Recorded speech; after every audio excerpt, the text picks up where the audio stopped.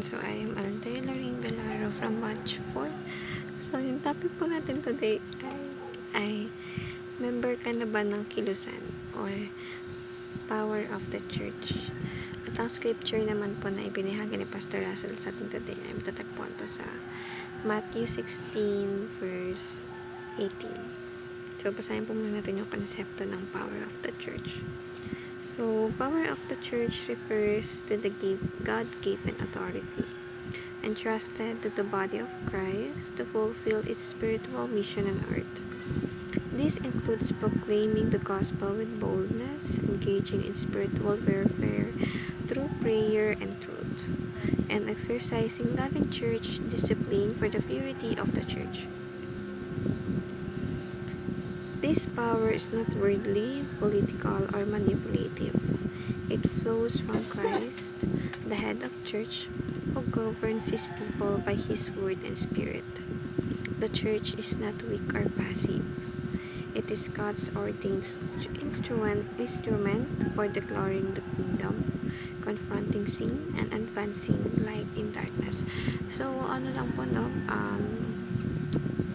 quick reminder lang po syempre sa mga taong nakikinig din ng mga Bible verses and everything na ang church po ay hindi isang physical na puntahan ng mga tao or like yung church na pinupuntahan or simbahan na pinupuntahan natin usually kada linggo. Ang church po na tinutukoy dito din ay tayo mismo. Tayo po mismo ang church at tayo yung gustong palaguin ng Panginoon sa Kanya. So, yung bahay-sambahan po na sinasabi ng church, yun naman po yung lugar na kung saan nagsasama-sama yung anak ng Panginoon upang magpuri sa Lord. So, huwag po tayo malito sa difference po nun. And of course, palagi natin mas pag-igihan ng mas lumalim tayo sa Panginoong Diyos. Dahil ang Panginoong Diyos po ay hindi po siya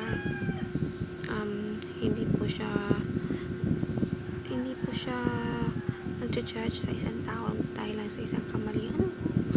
Dahil ang Panginoon Diyos ay open wide ka pa niyang tatanggapin. Basta isuko lang natin ang sarili natin sa Kanya. So, ang teachings naman po dito ay the power of the church. God has ordained the church to fill the world.